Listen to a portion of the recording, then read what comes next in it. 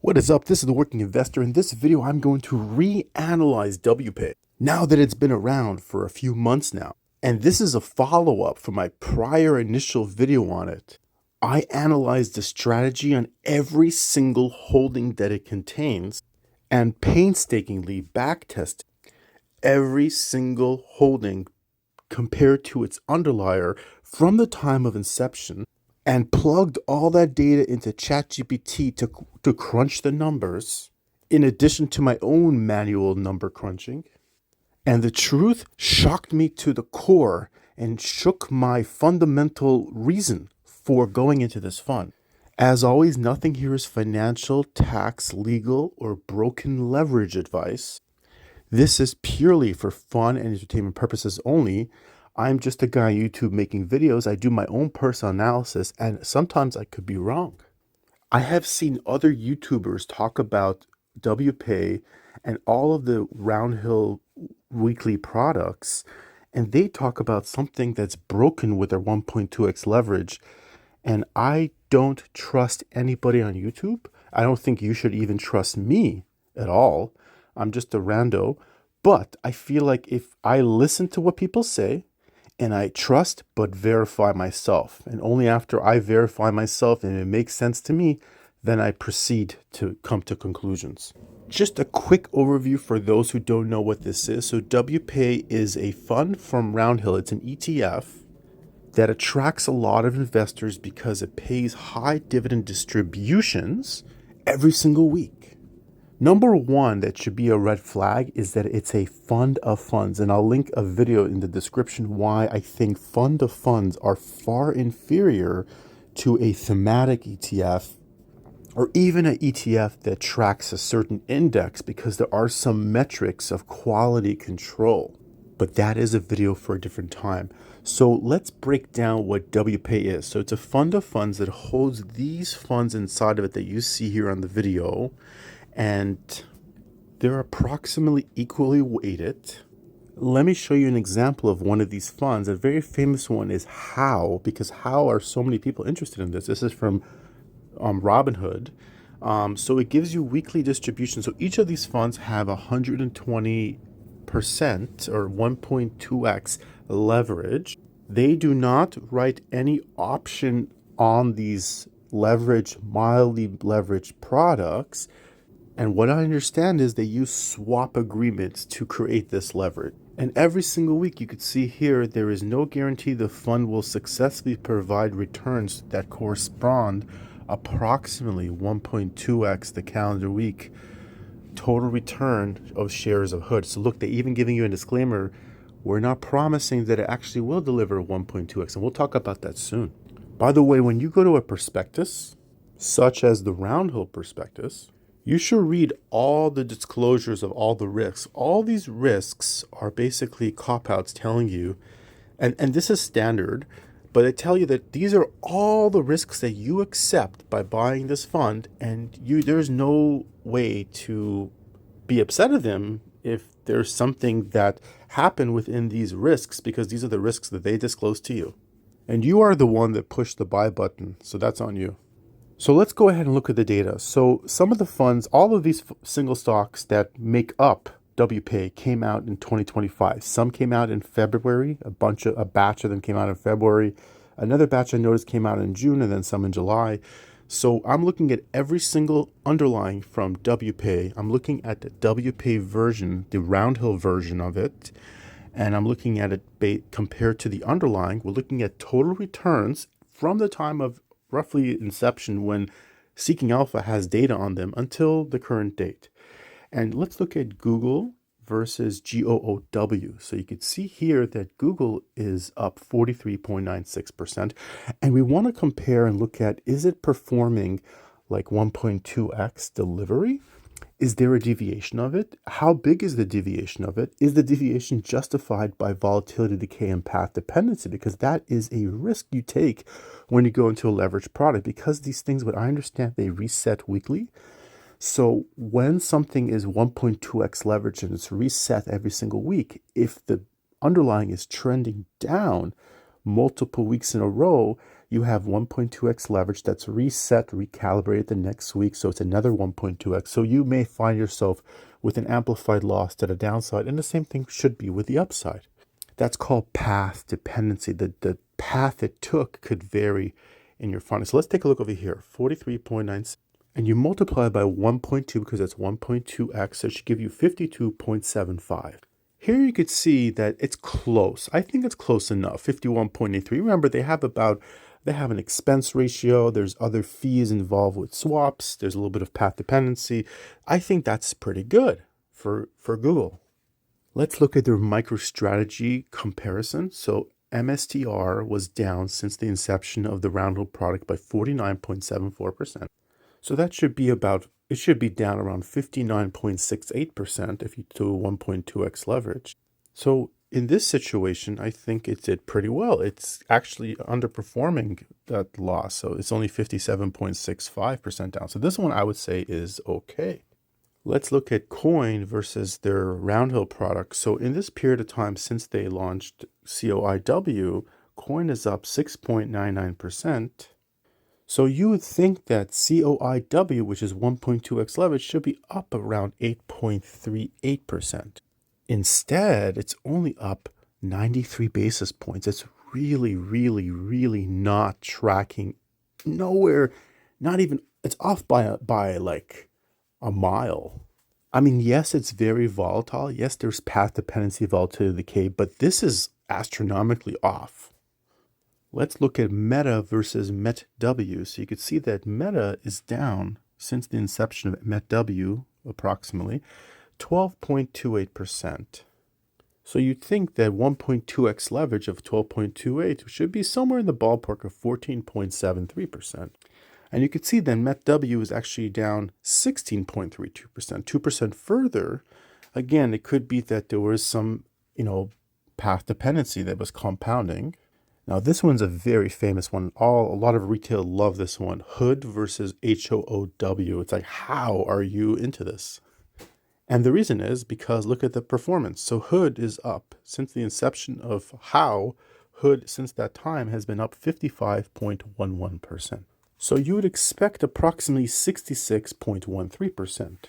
And instead of 66%, you're getting 62.67%. But look carefully at the chart. You could see that it's going up and to the right, up and to the right. There's a little bit of choppiness, but it's off. You're not getting that full upside. Now, I want you to pay attention. There were some funds that tracked pretty well, and some funds were off a little bit. Now, the ones that are off, are you getting greater convexity to the downside, or are you getting also greater convexity to the upside, or is there some kind of discrepancy? Let's keep looking. So here is Palantir, another very famous one with retail investors. So Palantir is up 53.61%. And look, it's a little choppy, but it mostly goes up and to the right. PLTW 55.57, so 53.61. You would anticipate something like 64.32%, somewhere in that ballpark of 64%. Instead, you're not getting much different. You're getting only 55.57%. You're off by a lot. You really did not capture, you only captured a tiny fraction of the excess upside from the leverage. Let's look at Netflix versus NFLW. So you can see that Netflix is down 5.57% since the inception of NFLW, approximately around that time. So 5.57. So you would anticipate something down somewhere in the ballpark of 6.68%. Nope, you're getting a greater convexity to the downside of 8.39%. That does not seem kind of fair. Let's look at AVGO versus AVGW. You could see that AVGO is up 17.96%. So you would anticipate somewhere in the ballpark of 21.55% up. No, instead of, you're getting 19.71%. You're not getting that good, amplified upside that you would anticipate with that leverage. Let's look at MSFT versus MSFW from Roundhill. You could see that MSFT is down 1.32%. So you would anticipate somewhere in the ballpark of it being down MSFW 1.58%, maybe a little more because of path dependency and amplified losses. So instead of 1.58% down, you're down 2.76%. In comparison to the percent deviation, this is huge. So you're getting a greater convexity to the downside. When the things go down, some things track nicely, but a lot of products, when it goes down, you get a greater amplitude to the downside, and when it goes up, you're getting an anticlimactic upside. Let's look at, good old Berkshire Hathaway Group B. So Group B of Berkshire Hathaway is up 8.3%. So you would probably anticipate somewhere around 9.96% up, somewhere in that ballpark. No, you're not getting that. You're getting only 22 basis points in excess. You're off by a lot. Here you see that dampened upside again. And this is total return. Let me remind you, this is including all the dividends reinvested, so you're not taking any distributions out. Are you guys ready for more? Let's look at Apple. Apple up 11.85%. Now this thing really gets me going. You're up 11.85% on the underlier. AAPW should be up greater than that. It should be up precisely 14.22% or somewhere in that ballpark. 14.22%. No, instead, it underperformed. It underperforms. It's only up 9.52%. So not only is it not matching, not only is it not overperforming because it's 1.2x leverage, it's underperforming. My God. If this does not make you upset, you got to recheck the numbers again. Good old NVIDIA. Everybody loves the semiconductor NVIDIA. So NVIDIA is up 34.24%, approximately the time the inception of NVDW came out. So you would anticipate by taking the leverage risk of owning a 20% greater 1.2x leverage of NVIDIA to get somewhere in the ballpark of 41%, 41.08%, at least somewhere in that range, 41.08%. Instead, you're getting nowhere close to that. You're only getting a measly 35.1%. Yes, it tracked NVIDIA, but it's missing. You're taking that 20% extra leverage. And I want you to pay attention to this chart. Yes, it was choppy in the beginning, but look, there were week after week after week after week of convexity to the upside. It was trending up. It should have been 1.2x leverage going up. It's a win. Another week of 1.2x leverage, another week of 1.2x. You should be getting a really nice compounding effect. It should be at least 41%, if not greater than that, because it's amplifying itself. But no, you're getting this dampened convexity to the upside. Amazon. Did Amazon deliver? Not that, pun intended totally. So now Amazon is up 11.79%. Yes, it was actually a very bouncy chart, so a lot of up and downs. So there could be some volatility whipsaw. So you would anticipate somewhere between around 14% upside, but there was a lot of volatility whipsaw, you have to admit. So instead of 14% upside, you're actually underperforming the underlier by 11.58%. It still seems pretty off. Now, this is another really famous one with the retail investor, Tesla versus TSLW. So Tesla is up 11.49%. Yes, it's a little choppy, but look, overall, it went up and to the right. You would anticipate somewhere around 13.78%. You took that leverage risk. Instead of getting 13% plus in total return, you're getting, 6.63%, a little bit more than half of the total return. That does not seem fair at all. It's off by miles, maybe even light years. And this is our final exhibit, AMD versus AMDW. So look at this crazy shoot of AMDW. So AMD is up 52.95%. I think this crazy jump up is probably around the earnings, when it had its earnings. So AMDW, you would anticipate to be somewhere around 63.54%. Instead of 63.54, you're getting 62.51. Okay, that's, at least it's somewhere in the ballpark. Somewhere in the ballpark. It's off by 2%. Now, I use RI. RI stands for Real Intelligence, which is myself, my own analysis. And I also back it up with AI, which is Artificial Intelligence, using ChatGPT.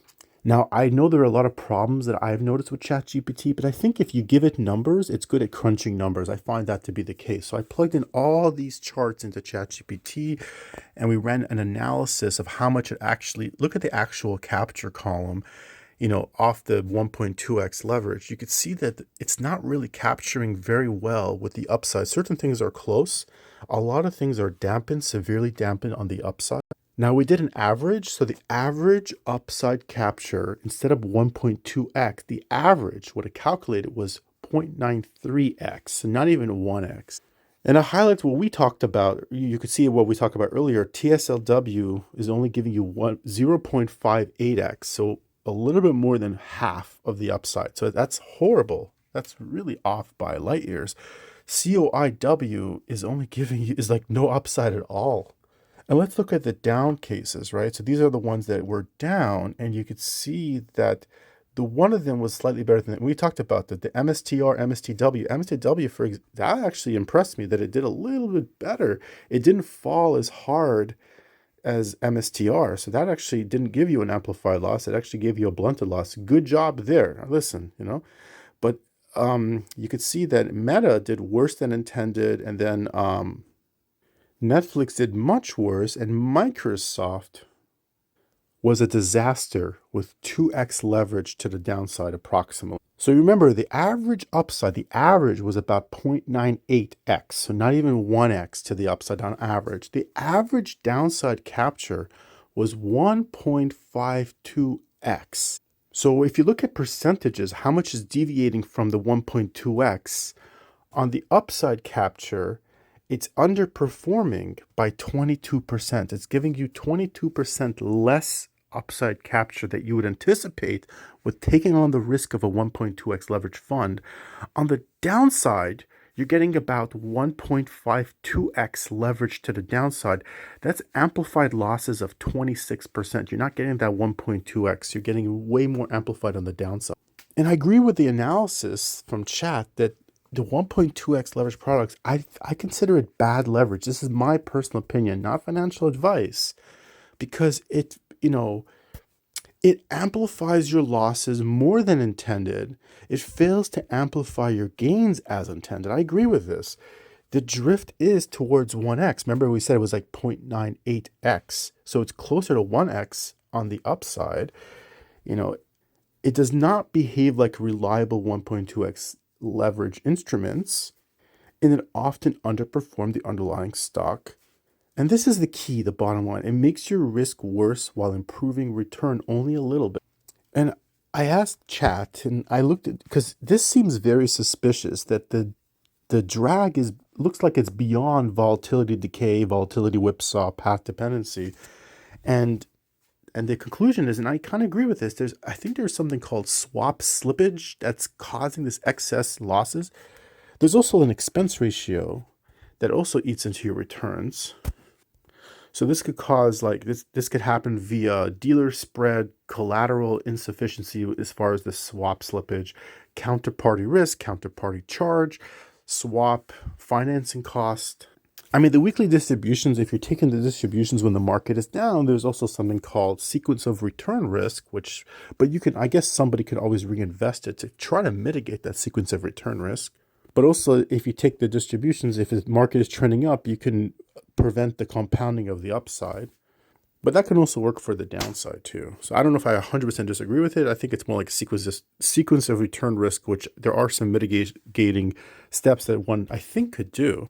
I mean, this is the big thing. I think this is the inverse of a hedge fund, because a hedge fund seeks to give you convexity to the upside and hedge your losses to the downside. How nice is that, right? You want to hedge, you want to dampen your losses when the market goes down. You want to go down weaker than the market. And when the market goes up, you want to get that convexity to the upside. But in my case, what I've discovered is you have a greater convexity to the downside As we saw, the leverage turns into like 1.5x leverage almost to the downside, 1.52x to be precise, approximately. And on the upside, you're not even getting the 1.2x leverage, even things that are trending up. There were some outlier cases which I liked, they did okay. But for the most part, on average, and WPAY is equally weighted, so I look at it like on average, it seems like an inverse hedge fund to me, because it's giving me dampened upside and it's giving me, kind of like amplified downside. So the market is starting to go down. I heard of other YouTubers talk about this problem, and I need to ask myself this question because I'll tell you right now, I actually sold out of the position. Why did I sell out of the position? Because when the market goes down, I'm okay. I accept the risk. I like the underlying. Let's say you like the underlyings. You're okay with the 1.2x leverage. You're okay with path dependency, volatility decay, volatility whipsaw. But your idea is that if you're overall bullish on the Mag 7 and some of the other stuff that they hold, they have like Berkshire Hathaway, which is a little bit of a value tilt. They have a little bit of Bitcoin exposure via coin and MSTR. That's a whole nother a whole rabbit hole. And then they're going to probably be adding Costco eventually, which is going to be a consumer staples tilt in there as well. So if you're happy with the underlyings, happy with a mild leverage, the whole bullish thesis is when it goes up, you're going to get a fair squeeze to the upside, right? But if this thing is behaving like an inverse hedge fund, where on the downside, the market, it's going to take a greater volatility. I don't know, past performance is not indicative of future gains, but it has shown to me on average greater convexity to the downside beyond the 1.2x leverage. And when it goes up, and even when it's trending up, it's not giving me an average a 1.2x leverage at least to the upside. That seems very, very unfair. Very unfair. In my personal opinion, not financial advice, I think this is a broken 1.2x leverage product. And the fundamental reasons why I invested in this, which I made my original video on, did not come to fruition based upon how I see the fund behaves. One thing is the blueprint, how an architect, how a building should be designed. The second thing is the execution. And I'm not a genius, and I don't know everything about swaps, and I don't realize all the fees and slippage that are involved with swaps. So anyways, guys, let me know what you think. Do you think I made a big mistake by selling it? I am confident with my decision. But if you disagree, let me know, because I am curious to know if my calculation is incorrect. If you do agree, let me know. Do your own analysis, do your own digging. Don't trust me. Just do your own homework. Tell me what you find. Tell me what your conclusions are. Keep eyes on it. See how this thing does in the future. For me, right now, it's a no. It doesn't make sense to me. Anyways, this is the Work Investor over and out. I hope you guys have a wonderful trading week. Be well. All the best.